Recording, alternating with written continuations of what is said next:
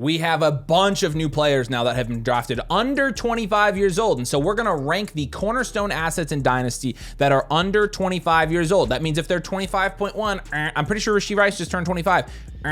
Garrett Wilson's going to turn 25 before we do this again. It's all the players 24.999 or younger, and we're going to rank them. These are guys you're building your Dynasty teams around. So you're building your team around them, and we're going to rank the best players to build your Dynasty teams, your Dynasty rosters around. So make sure you drop a like. Make sure you're subscribed if you enjoy content like this. We love building Dynasty teams, so let's get into it. The S tier. For a long time when we did this, the S tier was... Where's JJ, Jamar Chase, and CeeDee Lamb? We have to have an age cap, guys. We got to have an age cap. So it's just players under 25, just the youngins. It doesn't mean that JJ's not a Cornerstone asset also. We get that one all those. Oh, so CD's not a Cornerstone? We have to get this all out of the way or we get this comments a million times. S tier, it's bigger now because you don't have just Justin Jefferson and Jamar Chase. You've got Malik Neighbors in this tier. I'll start with Neighbors. Neighbors, I considered putting him in his own tier because he's that good. But at the end of the day, there are some other wide receivers in here that we really like. Neighbors is an absolute baller that just got a new QB. He's got either Russ or Jackson Dart throwing the ball this year, which is an instant upgrade over Daniel Jones or whoever the frick, right? He's going to be throwing darts to Malik Neighbors. People are going to unsubscribe, Nathan. I liked that. That was pretty good. That was goofy. That was really good. Okay. Neighbors is he had 170 targets last year. 170 targets. So the dude is really, really good. He was an amazing prospect. He got a really good bakery profile. And in year one, he came out and absolute smasher expectations. There's no question he's up here. Yep. Now, Brian Thomas Jr. and Puka Nacua. I'm going to confidently say these guys are in this tier as well. Why? Brian Thomas Jr., when you're looking at his production last year, he was a top 5 wide receiver. As a rookie. Like, anytime you have a rookie wide receiver that comes out and does that, absolutely he needs to be ranked up here. With Big Mac Jones. I was going to say, the quarterback situation there wasn't much better. And he was the wide receiver 4 in 2024. Okay. That pretty much tells you all it needs to know. The situation gets better, by the way, because you bring in Travis Hunter. Christian Kirk and Evan Ingram obviously gone.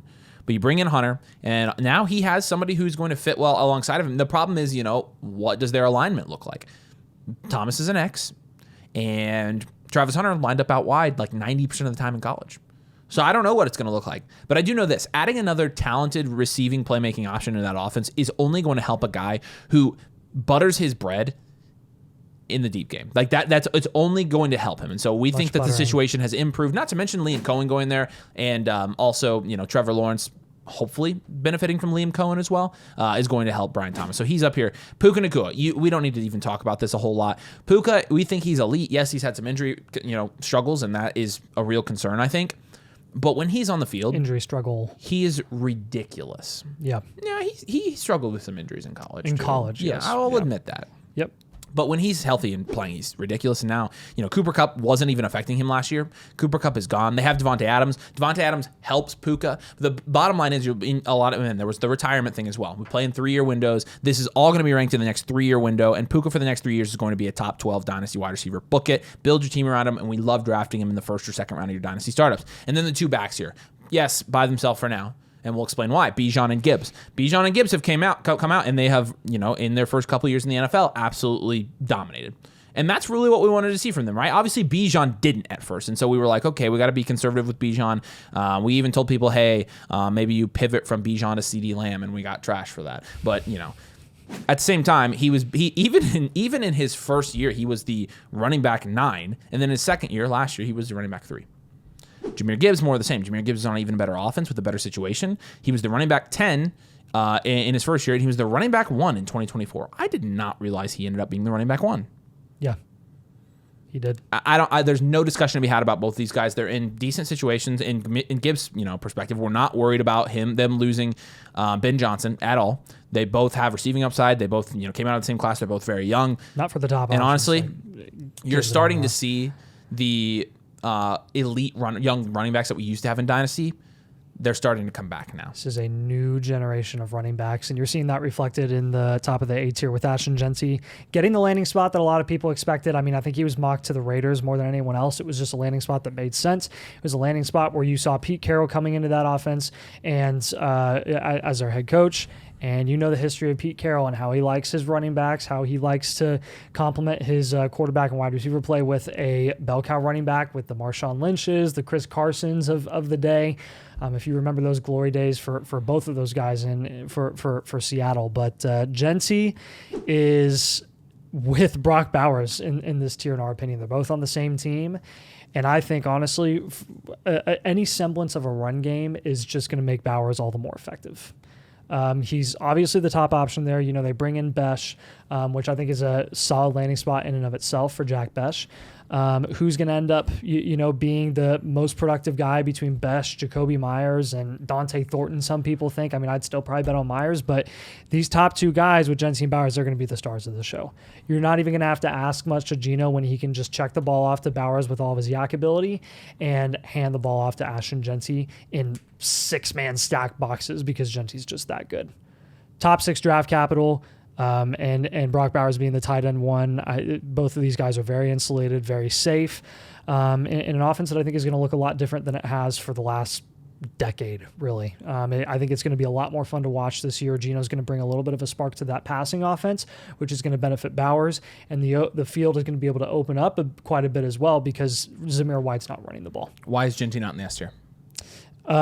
Because Bijan Gibbs, I would take over him right now. Because they've proven it. Yeah. As soon as Genty proves it, he's in the S tier. And if you want to say, oh, okay, I would take Bowers in the S tier. I don't know why you guys have, but fine. I honestly wouldn't fight it. You could call this S2 if you wanted to. You could call. In fact, let's call it S2. I like that, Nathan. Good idea. See, you always have these great ideas, and this is why I love you. So I just got to shift these down real quick. Nate. I call you that behind your back, and you don't even know it. Let's go to the A tier now. This is probably a true teardrop. Because you start here with some receivers, right? Drake London, obviously, came out the first couple of years. He had the worst situation of any wide receiver of that age in the NFL. Actually, him and Garrett Wilson both did. But last year, he was a wide receiver 1. And why was he a wide receiver 1? Because he's very good at football. And we knew this. He got top 10 draft capital. And the passing volume finally came. Yeah, he got 158 targets last year. The most he had in a season before. That was 117 in his rookie year. And as a result, he had 30 more receptions than he normally has. He also had 7 and 5 more touchdowns than he had in his first 2 years, respectively. And so what does that all amount to? 100 more fantasy points and a top 5 wide receiver finish. London's that good. London's 23 years old. He's 6'4", 215, bigger body receiver.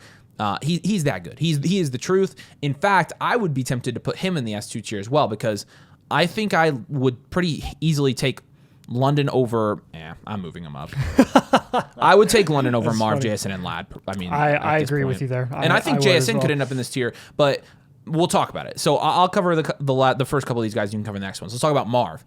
We obviously believe in Marv because there's a pretty good argument to be made that Marv shouldn't even be up here. And some of you are going to say Ladd should be ahead of Marv because he did. Okay, fine. They're in the same. That's how tiers work. Move them around any way you want, and they're good. But Marv, you do have to remember he got top 10 draft capital, right? Everything about Marv screams improvement this year. Everything. Situationally, right? I mean, schematically.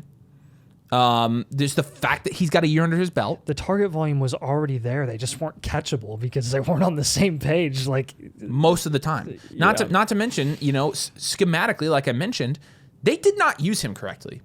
Also, Marv was not all the way there in those reps. You could see it in the film.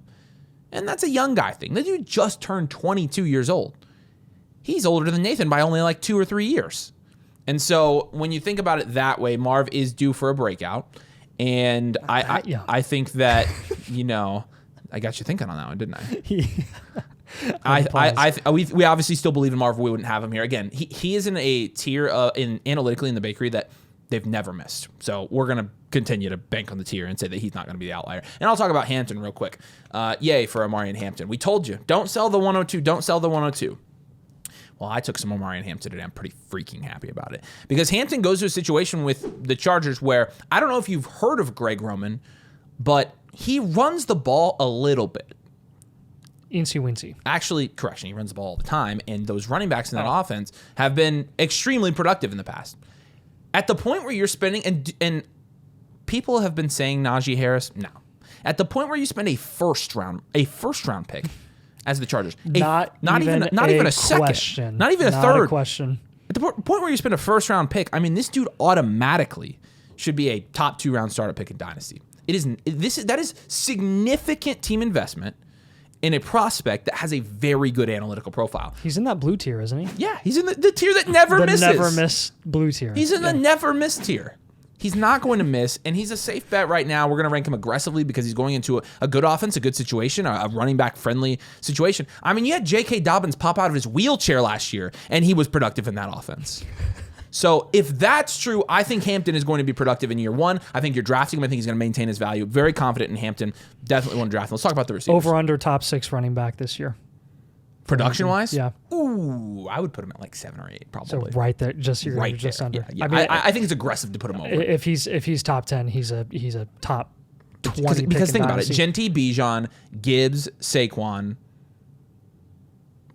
and then you got get that tier of Kyron, HN, JT, and then Hampton. probably Hampton. Yeah. So it's basically he's gonna be whoever somewhere stays healthy, I would probably bet on. I'd probably bet on Hampton, honestly. Yeah, no, I don't think that's a bad bet. Honestly. Yeah, JSN will be our next guy. He could jump next year. He absolutely could. He's very capable of it. We are so far removed at this point from, I think, over-ranking JSN like a lot of people did. And he finally broke out his second year. I think one of our classic clips that we'll never forget is like panic not panicking on JSN last year. I'm like, is it time to buy, sell, or hold these assets? It was an in-season video, and we were like, I kid you not, we are a week away from shooting this guy down our rankings. They had, what, 22 targets or something? Yes, and then that was a week he had like 13 targets in the New England week, right? Or the New England week, yeah. No, it was Detroit, 12-8-51. Okay, there you go. Yeah, that was the one. That was insane. So, look, with JSN, I think the biggest concern that you're going to have this year is debatably the downgrade from Geno Smith to Sam Darnold. I don't really know what that's going to look like. From a passing volume perspective, it's going to be the same. Situationally, Cooper Kupp is there. Cooper Kupp hasn't been healthy since their Super Bowl season. Like, seriously. 2021 was the year that he was elite. And then 2022, he missed half the season. 2023, he missed a lot of time. 2024, he missed a lot of time. It's been 3 years. We are 3 years removed from a Cooper Kupp high-end wide receiver 1 season. The dude can't stay healthy. And I'm not even going to go the injury-prone route here. I'm going the actual old washed-up route with Cooper Kupp. Cooper Kupp, in his reception perception, when you compare year after year, when you go from 2023 to 2024, when you go to 22, 23, 24, 2024 is by far objectively his worst RP of all time. He goes down in every single metric in terms of his success rate per route, his success rate per coverage, like man, zone, press, all those ones. The guy, he's only good in the slot now. He's only good running those like short curl routes in the flats and stuff. Like Cooper Kupp is a shell of what he used to be. And you saw this last year. He's washed, dude. He is washed. That's what I said. He's an old, washed-up guy. His success rates for his routes are in like the 10th percentile. He's officially a geriatric wide receiver. Like, and I don't say that to, like, I say it kind of humorously, but also like dead serious. Cooper Kupp was signed to a $15 million deal, which I think was a little bit of an overpay, but they also only guaranteed, I think, like 10 to 12 million of that. That's not that really is not that much money. They paid him that for him to be like a schematic fit, while JSN is getting all of the big time targets. Cooper Kupp is a guy that you can give the ball to on short 3rd-yard situations where you decide to drop back and Sam Darnold gets the ball out quickly. He's a hot read. He's an option where he's not going to like destroy you as a route runner anymore. JSN is the guy. And if anything, Cooper Kupp at his best, if you think Cooper Kupp's actually going to be good this year, then you should by default think that JSN is going to be lights out phenomenal this year. As long as Cooper Kupp isn't absolutely 1,000% sucky, that's actually something for you to worry about on the defensive side of the ball, where you do have to like pay a little bit of attention to Cooper Kupp. Helps out JSN. So JSN's, again, I spent a little extra time there on JSN because we haven't talked about him much, but Lab McConkey, wide receiver 1 in an offense where they primarily run the ball. We've seen historically in Greg Roman offenses, not many wide receivers can be productive outside of really the top option exclusively. That's why we're going to be conservative with Trey Harris in these rankings as well, spoiler alert.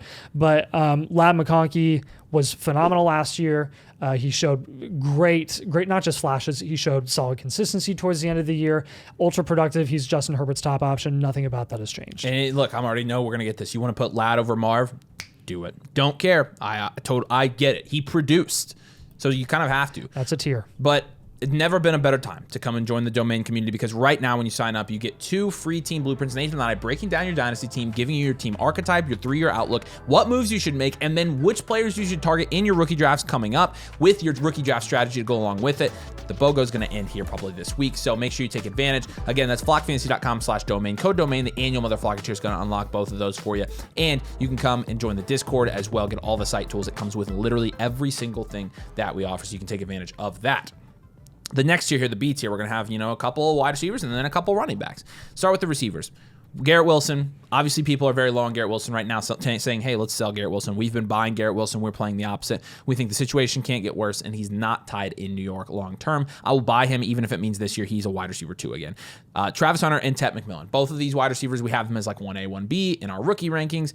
Travis Hunter, obviously a better receiver, but a little bit more situationally shaky. Tet McMillan doesn't have the analytical profile we'd love to see for a top 10 guy, but he's a top 10 guy, so it doesn't really matter. Both of these guys are very safe bets that are going to be very value insulated year over year. Travis Hunter's a little bit more volatile because if people immediately see that he's only playing defense, they're going to freak out and he's going to lose his value. But it's Travis Hunter. It is Travis Hunter. We have to do it. Devon Achane is going to be in this tier as well, and then we'll have our new guys. Welcome to the club, new members, Judkins and Henderson. So Achane, obviously, super productive last year when Tua was on the field. He's elite. He's explosive. He's producing. When Tua's not, he sucks. And it's not necessarily his fault, but hopefully with the Dolphins draft, they get a little bit better in areas besides having just the fastest guys in the NFL. And Achane is one of those fastest guys. And again, he's done nothing but produce when that team is at full strength. The problem is that team needs to stay at full strength, and that's what we're hoping to see. Quinshon Judkins, Trayvon Henderson, I mean, again, I have these guys in the same tier for rookie ranking, so does he. And both of them get early second-round draft capital. I don't think we're not wrapping our head around, because there were 2 first-round running backs, how good early second-round draft. It is good. It's very good draft capital. Guys, Jonathan Taylor got second-round draft capital. Breece Hall got second-round draft capital. 101 Breece Hall in 2022. Got second-round draft capital. I don't think we're fully... Who else got freaking second-round draft capital? Dalvin Cook got second-round draft capital. Swift, Javonte Williams. Breece Hall. Joe Mixon got second-round draft capital. Kenneth Walker got second-round draft capital. And hey, this makes my point better than anybody. Cam Akers got second-round draft capital. Doesn't that just tell you? Well, even those guys too, like I said, Swift, Javonte Williams, those 2 guys were 1-2 turn assets after their rookie year. Yeah, because they showed any flashes at all. Any flashes at all. Yeah. Judkins and Henderson both, they're going to get every touch in their offenses. They're going to be studs. They're both, obviously very talented rookies, and they got the draft capital to prove it. They're going to be here in the B tier. We have them ranked, yes, Judkins, Henderson. You'll see in the next tier, we have them ranked comfortably over Breece, Bucky, and Kyren Williams. I can tell you why for each one of them.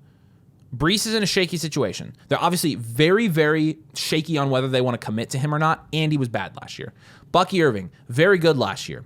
We feel safer about Judkins and Henderson than we do Bucky Irving. No, the draft capital is not why. At this point, the draft capital is out the window because Bucky came in as a fourth or fifth?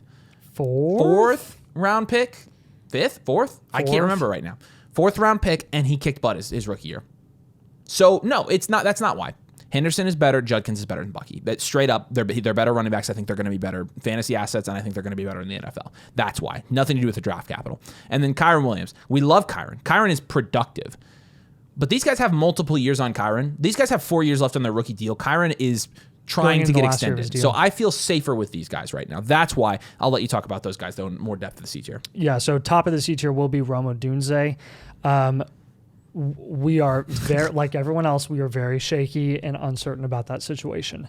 Here's what I have to say to you, and I'm going to leave it at this until we have a little more time, honestly, to break this down and see what happens over the course of the offseason in that offense situationally. Rome Odunze was a top 10 pick last year. Same GM who drafted Luther Burden. He was drafted to be the long-term wide receiver 1 and top option for Caleb Williams. He can be schematically. He showed good enough flashes last year. He's still developing. You can only let him fall so far. And I'll just leave it at that. You got to keep your head above the waves. Breece Hall, Bucky Irving, Kyron Williams. Avery already mentioned all of these guys. The only reason that they're not in the same tier as Judkins and Henderson are because they're a little bit older, and Bucky, again, is just not as talented of a running back as someone like Judkins and Henderson with their prospect profiles. But they all are in great situations where, I guess with the exception of Breece, Bucky and Kyron are in great situations where they can produce. Breece, a little bit more shaky situationally, but I can't lie. If they actually do end up trading Breece Hall, I'm happier. A lot happier about Breece Hall. Caleb Johnson will also be in this tier.